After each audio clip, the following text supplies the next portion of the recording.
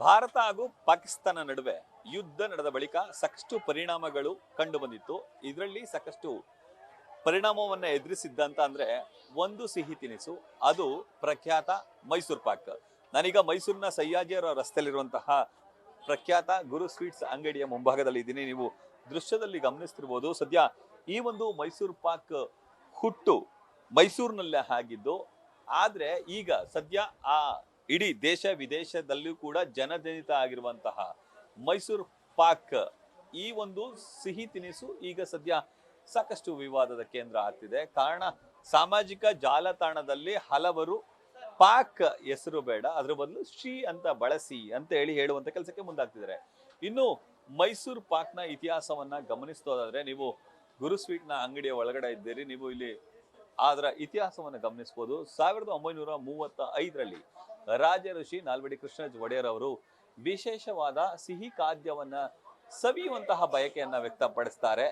ರಾಜರ ಆಸ್ಥಾನದ ಅತ್ಯುತ್ತಮ ಬಾಣಸಿಗರಾದಂತಹ ಶ್ರೀ ಕಾಕಾಸುರ ಮಾದಪ್ಪ ಅವರು ರುಚಿಕರವಾದ ಒಂದು ಸಿಹಿಯನ್ನ ತಯಾರಿಸಿ ಮಹಾರಾಜರಿಗೆ ಅರ್ಪಿಸುವಂತ ಕೆಲಸಕ್ಕೆ ಮುಂದಾಗ್ತಾರೆ.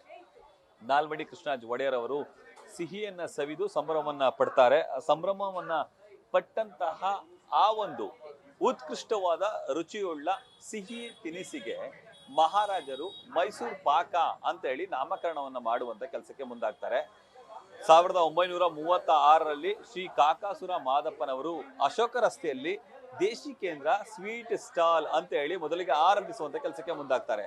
ಇದಾದ ಬಳಿಕ 1954ರಲ್ಲಿ ಶ್ರೀ ಕಾಕಾಸುರ ಮಾದಪ್ಪ ಅವರ ಪುತ್ರ ಬಸವಣ್ಣ ಅವರು ಗುರು ಸ್ವೀಟ್ ಮಾರ್ಟ್ ಅನ್ನ ಸಯ್ಯಾಜಿರಾವ್ ರಸ್ತೆಯಲ್ಲಿ ಪ್ರಾರಂಭಿಸ್ತಾರೆ.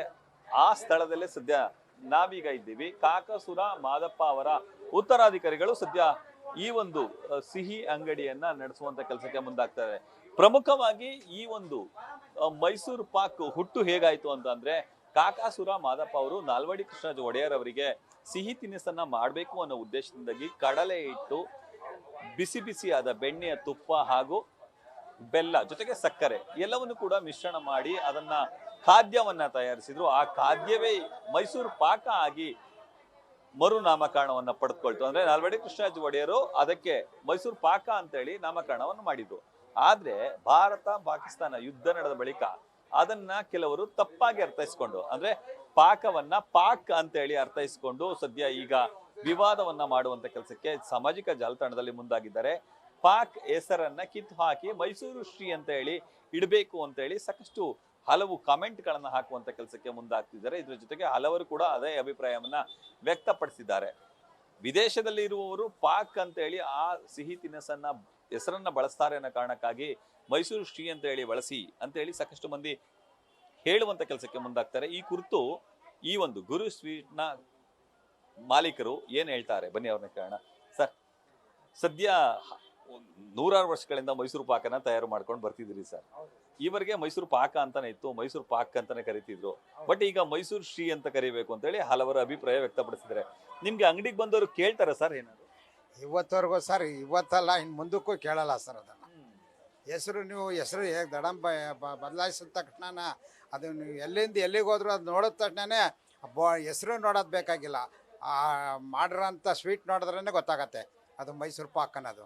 ಮೈಸೂರು ಶ್ರೀ ಅಂತ ಅನ್ನೋಕ್ಕೆ ಹೋಗೋದಿಲ್ಲ, ಮೈಸೂರು ಪಾಕ್ ಅಂತಲೇ ಕರಿತೀನಿ. ಯಾವುದೇ ವಿದೇಶಕ್ಕೆ ಹೋಗಿ, ರಾಜ್ಯಕ್ಕೆ ಹೋಗಿ, ಗ್ರಾಮಾಂತರಕ್ಕೆ ಹೋಗಿ ಅದನ್ನು ಕರೆಯೋದೇ ಮೈಸೂರು ಪಾಕ್ ಅಂತ. ಅದು ನಮ್ಮ ಮೈಸೂರಿನಲ್ಲಿ ಮುಮ್ಮಡಿ ಕೃಷ್ಣರಾಜ ಒಡೆಯರು ಅವರು ಇಟ್ಟಂಥ ಹೆಸರದು ಹೇಗೆ ಬಂತು ಅನ್ನೋದು ನಿಮ್ಮ ಕುತೂಹಲ ಇದೆ. ಬಟ್ ಮೈಸೂರು ಪಾಕ್ ಅನ್ನೋದು ಅರಮನೆ ನಗರಲ್ಲಿ ಕೃಷ್ಣರಾಜ ಒಡೆಯರ್ ಹತ್ರ ನಮ್ಮ ಮುತ್ತಾತ ಕಾಕಾಸುರ ಮಾದಪ್ಪನವರು ಅಡುಗೆ ಭಟ್ರಾಗಿರ್ತಾರೆ. ಅಲ್ಲಿ ವಿಶೇಷ ಅತಿಥಿಗಳು ಬಂದಾಗ ಒಂದು ಸಿಹಿ ಮಾಡೋಕ್ಕೆ ಹೇಳ್ತಾರೆ, ಮಾಡ್ತಾರೆ. ಬಂದ ಅತಿಥಿಗಳು ಮತ್ತು ಮಹಾರಾಜರು ತುಂಬ ಇಷ್ಟಪಡ್ತಾರೆ. ಏನು ಹೆಸರು ಅಂತ ಅಂದಾಗ ಅದು ಗೊತ್ತಿರಲ್ಲ. ಆಗ ಮಹಾರಾಜ ಹೇಳ್ತಾರೆ ಮೈಸೂರು ಪ್ಲೇಸ್ ಪಾಕ ಈ ಶುಗರ್ ಲಿಕ್ವಿಡ್, ಹಂಗಾಗಿ ಮೈಸೂರು ಪಾಕ ಅಂತ ಬಂದಿದೆ. ಅದು ಈಗಿನ ಕಾಲದಿಲ್ಲ, ಆಗಿನ ಕಾಲದಿಂದನೇ ಅದು ಬಂದಿದೆ.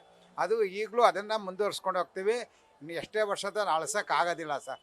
ಅದು ಮೈಸೂರು ಪಾಕ್ ಅಂತಲೇ ಅದು ಹೆಸರು ಬಂದಿರೋದ್ರಿಂದ ಅದು ಯಾವುದೇ ಕಾರಣಕ್ಕೂ ಅದು ಮೈಸೂರು ಪಾಕಾಗೆ ಉಳ್ಕೊಳ್ತದೆ ಸರ್. ವಿಭೇದ ಗೊತ್ತಾಯ್ತು ಸರ್, ಮೈಸೂರು ಪಾಕ ಮೈಸೂರು ಶ್ರೀ ಅಂತ ಹೇಳ್ತಾರೆ.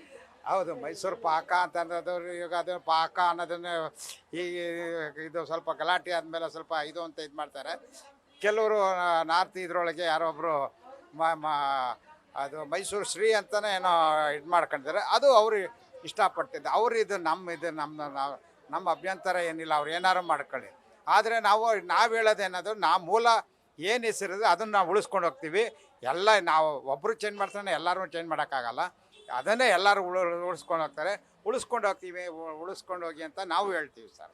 ಜನ ಪಾಕಕ್ಕೂ ವ್ಯತ್ಯಾಸ ಗೊತ್ತಿಲ್ಲದೆ ಆ ರೀತಿ ಏನಾದ್ರು ಕನ್ಫ್ಯೂಸ್ ಆದ್ರೆ ಸರ್? ಹೌದು ಸರ್, ಮೈಸೂರು ಅನ್ನೋದು ಇದು ಊರು, ಪಾಕ ಅನ್ನೋದು ಶುಗರ್ ಲಿಕ್ವಿಡ್. ಹಂಗಾಗಿ ಮೈಸೂರು ಪಾಕ ಅಂತ ಇದಾಗಿದೆ ಹೊರತು, ಹಂಗಾಗಿ ಅದು ಕೆಲವ್ರಿಗೆ ಇತ್ತೀಚೆಗೆ ಇದಾಗಿರೋದ್ರಿಂದ ಇದಾಗಿರ್ಬೋದು. ಬಟ್ ಯಾವುದೇ ಕಾರಣಕ್ಕೂ ಮೈಸೂರು ಪಾಕ್ ಅನ್ನೋದನ್ನು ಉಳಿಸ್ಕೊಂಡು ಹೋಗ್ತೀವಿ. ಇನ್ನು ಮುಂದಕ್ಕೆ ಎಷ್ಟೇ ತಲೆಮಾರಾದ್ರೂ ಮೈಸೂರು ಪಾಕ್ ಅನ್ನೋದು ಶಾಶ್ವತ ಸರ್. ಸಾಕಷ್ಟು ಮಂದಿ ಈಗ ನಿತ್ಯ ಗ್ರಾಹಕರು ಬರ್ತಾರೆ ಸರ್. ಯಾರಾದ್ರೂ ಮೈಸೂರು ಶ್ರೀ ಕೊಡಿ ಅಥವಾ ಮೈಸೂರು ಕೇಕ್ ಕೊಡಿ ಅಂತ ಕೇಳಿದ್ದೇನಾರು? ಇಲ್ಲ ಸರ್, ನೀವು ಮೈಸೂರು ಶ್ರೀ ಅಂತ ಹಾಕೊಂಡಿದ್ದೀರಿ ಅಂತ ಮಾಧ್ಯಮದಲ್ಲಿ ನೋಡಿದ್ವಿ, ಟಿ ವಿಲೆಲ್ಲ ನೋಡಿದ್ದೀವಿ. ಅದು ಮೈಸೂರು ಶ್ರೀ ಅಂತ ನೋಡಿದ ತಕ್ಷಣ, ಅದು ಬೋರ್ಡ್ ಹಾಕಿದ ತಕ್ಷಣ ಅದು ನೋಡಿದ ತಕ್ಷಣ ಮೈಸೂರು ಪಾಕ್ ಕೊಡಿ ಅಂತಾರೆ ಹೊರತು ಮೈಸೂರು ಶ್ರೀ ಕೊಡಿ ಅನ್ನೋರು 100ಕ್ಕೆ 95% ಇಲ್ಲ ಸರ್. ಅದನ್ನು ನೀವೇನಾದ್ರೂ ಹೆಸರು ಬದಲಾಯಿಸಿದ್ದು ಅಥವಾ ಬದಲಾಯಿಸುವಂತ ಪ್ರಯತ್ನದಲ್ಲಿ ಇಲ್ಲ ಸರ್. ನಮ್ಮ ಮೈಸೂರಿನಿಂದ ಹುಟ್ಟಂಥ ಅದು ಹೆಸರು ಸರ್. ಅದು ಮುಮ್ಮಡಿ ಕೃಷ್ಣರಾಜ ಒಡೆಯರ್ ಆಸ್ಥಾನದಲ್ಲಿ ಅದು ಬಂದಂಥ ಇದು. ಹಂಗಾಗಿ ಯಾವುದೇ ಕಾರಣಕ್ಕೂ ನಮ್ಮ ಕುರು ಸ್ವೀಟ್ ವಂಶಸ್ಥರಿಂದಾಗಿ ಯಾವುದೇ ಕಾರಣಕ್ಕೂ ಆ ಹೆಸರನ್ನು ಬದಲಾಯಿಸೋಕ್ಕಾಗಲ್ಲ ಸರ್. ಬದಲಾಯಿಸೋದು ಇಲ್ಲ, ಹಂಗೆ ಕಂಟಿನ್ಯೂ ಆಗಿರ್ತದೆ sir. Thank you sir. Welcome sir. ಮೈಸೂರಿನ ಹುಟ್ಟು ಅಂದ್ರೆ ಮೈಸೂರು ಪಾಕಿನ ಹುಟ್ಟು ನಮ್ಮ ಮನೆತನದ್ದು, ಗುರು ಸ್ವೀಟ್ ಈ ಮನೆತನದ್ದು. ನಾವು ಅಂದ್ರೆ ನಮ್ಮ ಮುತ್ತಾತ ಕಾಕಸುರ ಮಾದಪ್ಪ ಅವರು ಮೈಸೂರು ಪಾಕನ್ನ ತಯಾರಿಸಿದ್ರು, ಅದಕ್ಕೆ ನಾಲ್ವಡಿ ಅವರು ಹೆಸರನ್ನ ಇಟ್ಟಿದ್ರು. ಹಾಗಾಗಿ ನಾವು ಆ ಹೆಸರನ್ನ ಬದಲಾಯಿಸೋದಿಲ್ಲ. ಸಾಕಷ್ಟು ವಿವಾದಗಳು ಅಥವಾ ಜಾಲತಾಣದಲ್ಲಿ ಚರ್ಚೆಗಳನ್ನ ನಾನು ಗಮನಿಸಿದ್ದೀನಿ. ಆದ್ರೆ ಮೈಸೂರು ಪಾಕ ಅಂತಾನೆ ಎಲ್ಲರೂ ಬಂದು ಕೇಳ್ತಾರೆ ಹೊರತು ಮೈಸೂರು ಶ್ರೀ ಕೊಡಿ ಅಂತ ಯಾರು ನಮ್ಮನ್ನ ಈವರೆಗೆ ಕೇಳಿಲ್ಲ. ಹಾಗಾಗಿ ನಾವು ಕೂಡ ಅದರ ಹೆಸರನ್ನ ಬದಲಾಯಿಸಿಕ್ಕಿಲ್ಲ. ಮುಂದೆಯೂ ಕೂಡ ಮೈಸೂರು ಪಾಕ ಅಂತಾನೆ ನಾವು ಅದನ್ನ ಮಾರಾಟ ಮಾಡ್ತೀವಿ ಅನ್ನೋ ಮಾತನ್ನ ಮಾಲೀಕರು ಹೇಳುವಂತ ಕೆಲಸಕ್ಕೆ ಮುಂದಾಗ್ತಾರೆ. ಕ್ಯಾಮ್ರಾಮನ್ ವಿನಯ್ ಜೊತೆ ರವಿ ಪಾಂಡವಪುರ, ನ್ಯೂಸ್ ಫಸ್ಟ್, ಮೈಸೂರು.